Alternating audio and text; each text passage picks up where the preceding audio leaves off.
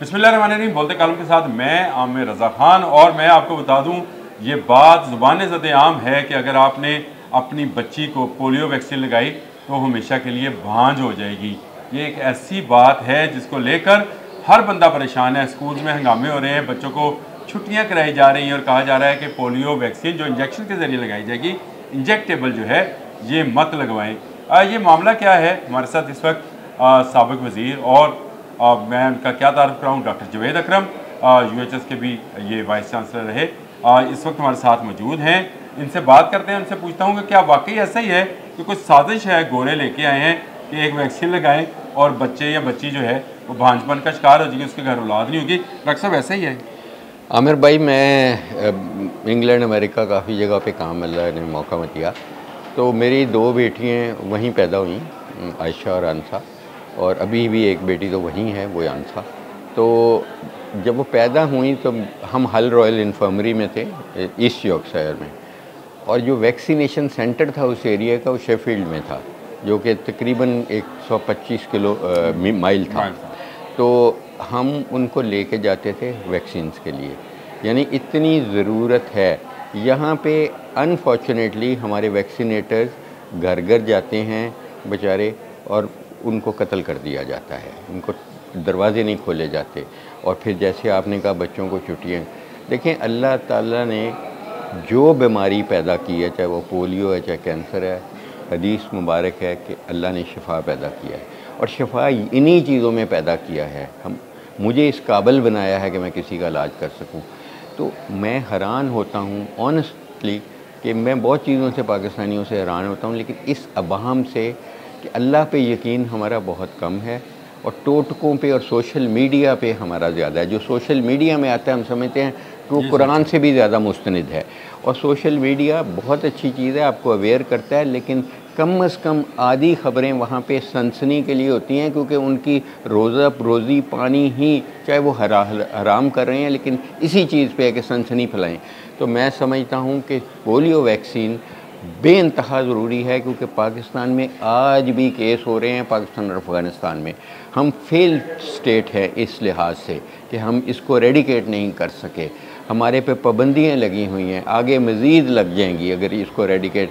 और उस बच्चा जिसका चाहे वो लाखों में एक होगा, वो मज़दूर पैदा होगा तो सारी उम्र अपने माँ बाप को गालियाँ देता रहेगा कि शिफा था और मुझे उस पर महरूम रखा गया, अब वहम में पड़े रहे। मैं समझता हूँ कि ये बच्चे का हक है कि माँ बाप को देना। अगर कोई आपके घर नहीं आता, स्कूल में नहीं लग रही, तो ख़ुद जाके लगवाएं। और इंजेक्शंस जो उसके लग रहे हैं वो ज़्यादा इफ़ेक्टिव हैं दैन ड्रॉप्स तकरीबन दुनिया में ख़त्म हो गए हुए हैं, क्योंकि उनकी इतनी अफादियत नहीं है उनकी भी 97% के करीब, लेकिन इंजेक्शंस की 100% है। चांस ना लें, अगर पहले कतरे पिए भी हुए हैं तो ज़रूर इंजेक्शन लगवाएं, कोई हर्ज नहीं है। आपको 3 दफ़ा 6 दफ़ा कोई भी आप वैक्सीन लगाएंगे, अननेसेसरी भी लगाएंगे किसी चीज़ की, जो वैक्सीन आपके पास, आपके बच्चे के पास या आपके पास आती है हेपेटाइटिस बी की, तो वो कोई 12-13 साल का सफ़र तय करके आती है।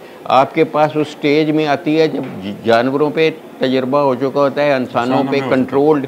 तो इसलिए जब हम 100 वैक्सीन के ट्रायल करते हैं, और मेरे से ज़्यादा किसी ने नहीं किए, तो जब 100 का करते हैं तो एक वैक्सीन 10 साल बाद आती है, बाकी सारी रिजेक्ट हो जाती हैं। इसलिए खुदारा ये अल्लाह ताला ने हमें एक नेमत दी है, इसको नेमत ही रहने दें, इसको जहमत नहीं बनाएं, अब हम में नहीं पड़ें। जो वैक्सीन मिलती है, चाहे वो जिगर की है, चाहे वो गुर्दों की है, चाहे वो, ये अल्लाह ने एक तरीका रखा है शिफा का, इसको ख़ुद और अपने बच्चों को इसका पूरा भरपूर फ़ायदा दें। डॉक्टर साहब, इससे बुखार हो जाता है, कहते हैं हल्का सा बुखार हो गया, ये बुखार अच्छा होता है? जो बुखार मैं समझता हूँ, मैं खुद, मेरा ख्याल है मेरे से ज़्यादा वैक्सीन किसी ने नहीं लगवाई अपने जिस्म पे, क्योंकि मैं ट्रायल्स करता रहता हूँ। मैंने भी डॉक्टर साहब के साथ ट्रायल पे, वो जो कोरोना की आई थी, हम ट्रायल वाले में शामिल थे। और मैं जिनको बुखार नहीं जब होता ना, मुझे खुशी नहीं होती। बुखार थोड़ा सा होता है ना, तो मैं खुश होता हूँ कि हाँ, इम्यून सिस्टम एक्टिव है, इम्यून सिस्टम रिस्पॉन्ड कर रहा है।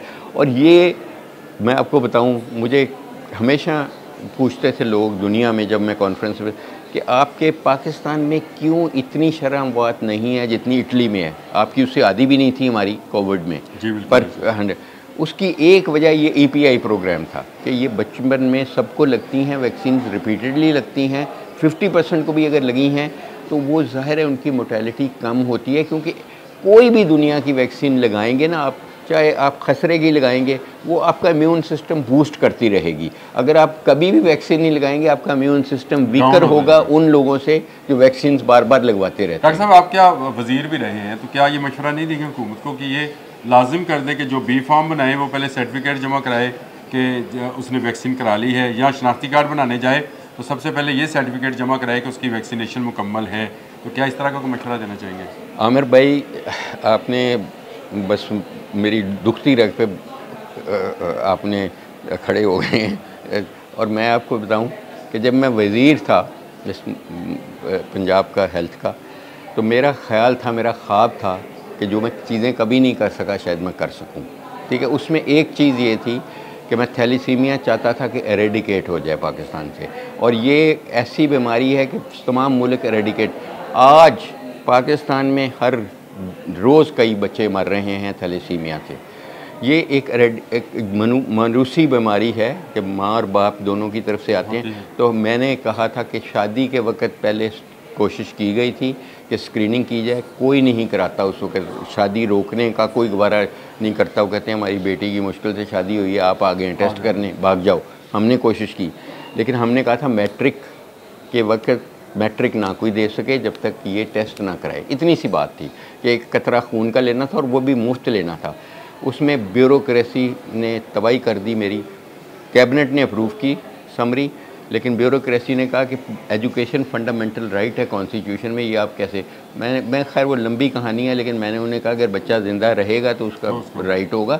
तो इस तरह डेफिनेटली ये स्क्रीनिंग प्रोग्राम स्कूल हेल्थ होने चाहिए, और इससे सिर्फ थैलेसीमिया नहीं, आपकी 50 बीमारियाँ बची रहेंगी। और आप समझ लें कि आपका अगर वैक्सीनेशन आपकी, यानी हेपेटाइटिस बी की आप समझ लें कि हेपेटाइटिस बी से वन ऑफ द सबसे कॉमन कॉज है लिवर फेलियर का, और रोज़ हो रहे हैं। रोज़ को इस पाकिस्तान में 50 बंदे मर रहे हैं hepatitis and stage liver disease से। कितने लोग ट्रांसप्लांट करा लेंगे, लेकिन वो भी नहीं लगवाते लोग। कभी वहाँ में मुफ्त लगती है फिर भी नहीं लगवाते। मैं तो कह सकता हूँ कि अल्लाह इनको हिदायत दे। मैं और आप कह सकते हैं कि अल्लाह इनको हिदायत दे। हम हिदायत नहीं दे सकते, हिदायत अल्लाह ने देनी है। वो नबी को भी अल्लाह ने नहीं पावर दी थी, तो हम तो उनकी जूतियों के खाक के बराबर नहीं हैं। तो इसलिए खुदारा अपने बच्चों को प्रोटेक्ट करें इन वैक्सीन से। बिल्कुल, मैं अपने बच्चों को पहला बंदा होता हूँ, पोतों को पोतियों को जा के वैक्सीन लगवाता हूँ। बिलीव मी, मैं हैरान होता हूँ कि लोग क्यों नहीं लगा रहे। जब वैक्सीन आपके पास आती है बहुत रॉबस्ट मैकेनिज़्म से गुजरी होती है, और पाकिस्तान में वैक्सीन नहीं बनती। पाकिस्तान इस काबिल ही नहीं है कि बनाए। पाकिस्तान में एक बायोटेक्नोलॉजी प्लांट नहीं, हम दुनिया का तीसरा बड़ा मुल्क बनने जा रहे हैं। इंपोर्ट होती है, तो इसलिए इस वक्त ये अवेलेबल है, तो ज़रूर लगाएं। जी, डॉक्टर जुबैर की बात सुनी। मैं तो खुद भी यही बात की हमेशा कहता हूँ कि वैक्सीनेशन बहुत ज़रूरी है। मैंने अपनी खुद बेटी को भी कराई सारी वैक्सीनेशन। अगर बुखार होता है तो ये अच्छा है, इससे कोई भांजपन नहीं है। गोरों को कोई तल्लक नहीं है कि आपकी आबादी कितनी बढ़ती है। उनकी जितनी हमारी आबादी बढ़ेगी उतनी बेरोज़गारी बढ़ेगी, और बेरोज़गारी बढ़ने से उनको खुशी हो सकती है। इस बात से खुशी नहीं होती कि आपकी आबादी जो है वो कम हो। ये सारी वो स्पेकुलेशन, वो अफवाहें हैं जो सिर्फ इसलिए फैलाई जाती हैं ताकि हुकूमत के ऐसे वैक्सीनेशन प्रोग्राम को तबाह किया जाए, उसे बर्बाद किया जाए, और लोगों में खौफ और राज फैलाया जाए।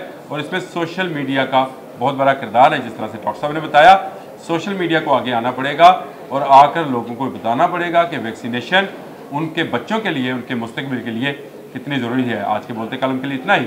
अल्लाह हाफिज़।